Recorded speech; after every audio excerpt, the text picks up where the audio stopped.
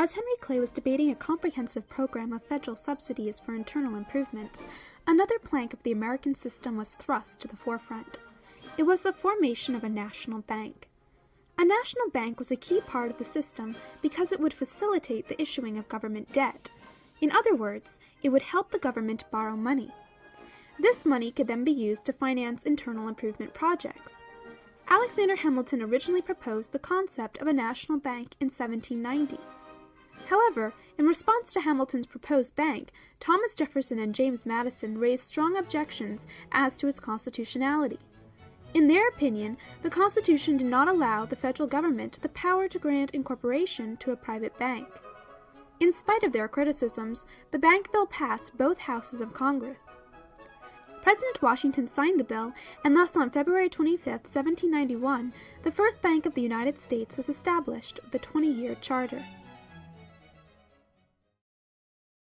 In 1811, after the charter of the First Bank of the United States expired, there was an effort to recharter the bank. During the debate, Henry Clay, then a senator from Kentucky, expressed the view that the federal law establishing a national bank was unconstitutional. In an 1811 Senate speech, he said, "I felt myself bound to obey the paramount duties I owe my country and its Constitution, to make one effort, however feeble, to avert the passage of what appears to me a most unjustifiable law." He also called the power to incorporate a bank by the federal government a vagrant law. He went on, "What is the nature of this government? It is emphatically federal, vested with an aggregate of specified powers for general purposes, conceded by existing sovereignties, who have themselves retained what is not so conceded. It is said that there are cases in which it must act on implied powers. This is not controverted, but the implication must be necessary and obviously flow from the enumerated power with which it is allied. The power to charter companies is not specified in the grant."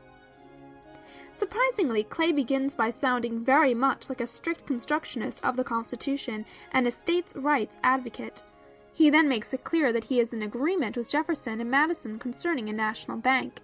The power to establish a bank was not constitutional because there was no enumerated power to justify the bank. At the time, it seems the majority agreed with Clay, as the bank was not rechartered.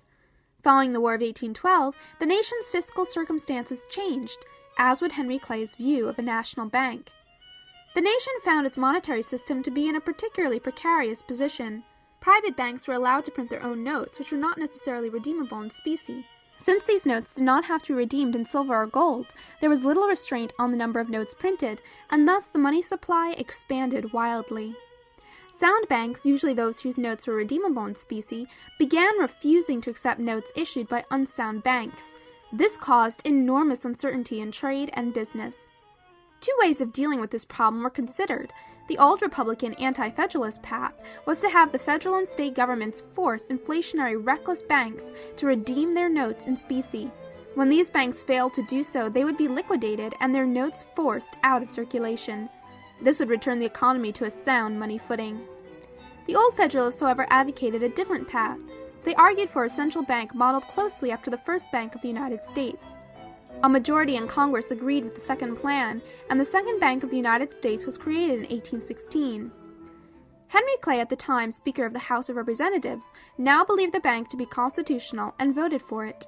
He explained his reversal of opinion in an 1832 speech. The power to establish a bank is deduced from that clause of the Constitution which confers on Congress all powers necessary and proper to carry into effect the enumerated powers. In 1811, I believed a Bank of the United States not necessary, and that a safe reliance might be placed on the local banks in the administration of the fiscal affairs of the government. The war taught us many lessons, and among others, demonstrated the necessity of a Bank of the United States to the successful operations of the government. In that speech, Clay said a national bank was necessary, but he never stated which enumerated power made it constitutional. If it were previously unconstitutional, an amendment would have had to be passed to make it constitutional. Perceived necessity does not make something constitutional. Since the United States survived from 1832 to 1913 without a national bank, one has to wonder how necessary a bank really was for carrying out constitutional powers. Nonetheless, the second plank of the American system was now in place. The Second Bank of the United States was established as a private corporation with 20% of its stock owned by the federal government. The bank's official mandate was to create a sound economy by the following means. First, create a uniform national paper currency. Second, purchase a large part of the public debt. Third, receive deposits of Treasury funds. And fourth, require Bank of the United States notes and deposits be redeemable in specie. The bank started operations in January 1817. On the surface, it may seem that the Second Bank of the United States was a pretty good idea. However, soon after it started operations, the bank began to massively inflate the money supply. Senator William H. Wells, Federalist from Delaware, noted that this bill came out of the hands of the administration ostensibly for the purpose of correcting the diseased state of our paper currency by restraining and curtailing the overissue of banking paper. And yet it came prepared to inflict upon us the same evil, being itself nothing more than simply a paper-making machine. During 1817 and 1818, its specie never rose above $2.5 million. However, its loans totaled $21.8 million.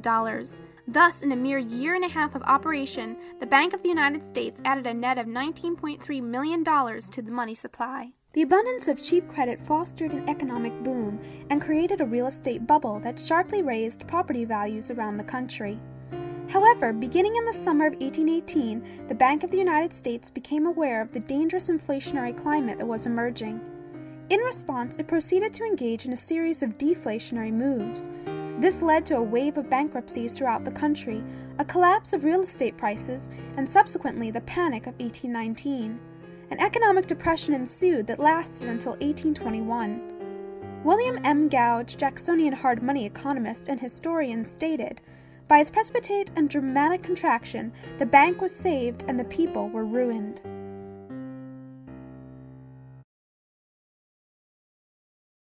As the country was reeling from the severe economic decline, there were charges of extensive fraud at the bank's Baltimore branch. It would surface later that the officers had looted almost $1 million from the bank. Indiana and Illinois in 1816 and 1818 respectively amended their state constitutions to prohibit the Bank of the United States from operating there. North Carolina, Georgia, Maryland, Tennessee, and Kentucky imposed heavy taxes on Bank of the United States branches. In 1818, the state of Maryland proceeded to impose a tax on the Baltimore branch of the bank. Maryland's intention was to tax the bank out of existence, at least in Maryland. James McCulloch, head of the branch, refused to pay the tax. Maryland sued for collection of the debt. McCulloch responded that the tax was unconstitutional.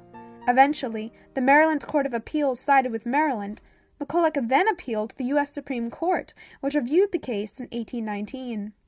In the landmark Supreme Court case of McCulloch v. Maryland, the Supreme Court ruled in favor of McCulloch and the National Bank. Chief Justice John Marshall, in his opinion, cited the Necessary and Proper Clause in the Constitution as justification for the power to establish the bank. How did Marshall's opinion play out practically at the time? In February 1819, while McCulloch v. Maryland was before the United States Supreme Court, the state of Ohio imposed a $50,000 tax on each of the Bank of the United States branches within the state. Ohio sent a deputy to collect the tax, by persuasion if he could, but by violence if he must. When the deputy was denied payment by the bank's management, he leapt over the counter, strode into the bank vaults, and helped himself to $100,000 in paper and specie. The Bank of the United States sued the deputies and the state of Ohio, relying on Marshall's opinion. The Ohio state legislature responded by refusing to comply with the court's decision. We are aware of the doctrine that the federal courts are exclusively vested with jurisdiction to declare, in the last resort, the true interpretation of the Constitution of the United States. To this doctrine, we can never give our assent. The Ohio legislature's opinion was that the Supreme Court's decision was wrong, and it did not have the final say on the interpretation of the Constitution. Ohio, therefore, did not have to comply. In 1819, the opinion of the Supreme Court did not necessarily carry more weight than the opinions of the President, the Congress, or the citizens of states. For the supporters of the American system, their bank problems would continue. Economist Murray Rothbard comments, Out of the bitter experiences of the Panic of 1819 emerged the beginnings of the Jacksonian movement, dedicated to hard money, the eradication of fractional reserve banking in general, and the Bank of the United States in particular. The leaders of the movement, Rothbard mentioned, consisted of Andrew Jackson himself, Senator Thomas Hart Old Bullion Benton of Missouri, and future President James K. Polk of Tennessee. It appears the Jacksonians were ardent hard money advocates of the Ricardian currency school. British economist David Ricardo believed banks should be backed by 100% bullion reserves. Ricardo observed in the Bank of England that a lack of 100% reserves led to an inflation of the money supply and a depreciation in the value of the currency. The Democratic Party's monetary policy was a shift away from inflationary paper money and fractional reserve banking to pure specie and banks confined to 100% reserves. Rothbard suggests that the Democrats had a coherent plan on banking. The first important step was to abolish central banking. In the Jacksonian view, this was the major inflationary culprit. Then they would proceed to the state level. Jackson had previously shown his willingness to shut down a state-sponsored bank in Tennessee. This plan spelled disaster to Henry Clay and the adherents of the American system. With his ascendancy to the presidency in 1829, Jackson had already destroyed the American system's adherents' dream of a federally subsidized policy of internal improvements. He now set his sights on the Second Bank of the United States. Jackson denounced the bank in his first annual message in 1829. Both the constitutionality and the expediency of the law creating this bank are well questioned by a large portion of our fellow citizens, and it must be admitted by all that it has failed in the great end of establishing a uniform and sound currency. In Jackson's opinion, the bank was unconstitutional. He also reminds his listeners that the concept of a national bank is a bad idea by alluding to the damage done to the economy by the bank in 1819. Henry Clay and his allies were aware of Jackson's position on the bank and now sought some political way to salvage the bank. In 1832, Clay thought he had found it. Under the advice of Clay, Nicholas Biddle, president of the bank, was persuaded to seek a congressional recharter of the bank even though the charter was not up until 1836. Clay calculated that Jackson would not issue a veto since it would possibly hurt his chances of re-election. If Jackson did veto the bank bill, Clay could then use the issue to his advantage in his campaign for the presidency. If he won, he could then save the bank. Jackson perceived the intentions of Clay and other members of the Whig Party.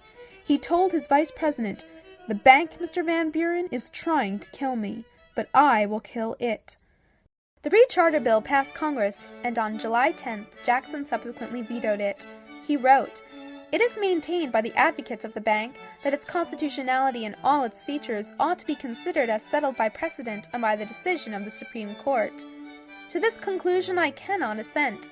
Mere precedent is a dangerous source of authority, and should not be regarded as deciding questions of constitutional power except where the acquiescence of the people and the states can be considered as well settled." Jackson here is alluding to the McCulloch v. Maryland decision. His opinion was that if the states did not agree with the Supreme Court's opinion, then it was just that, an opinion, and not law.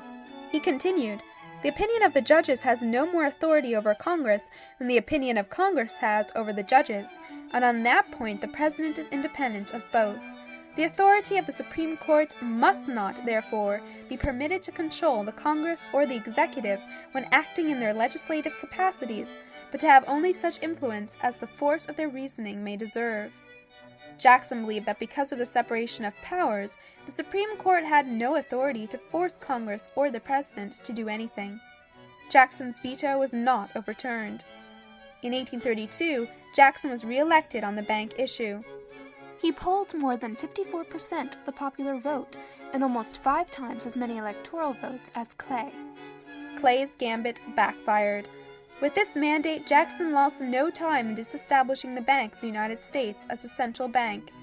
The critical action came in 1833 when Jackson removed the public treasury deposits from the bank and placed them in a number of state-chartered banks throughout the country. In 1836, the bank's charter expired, and the bank eventually went bankrupt. Jackson had indeed killed the bank, as well as the second plank of Henry Clay's American system.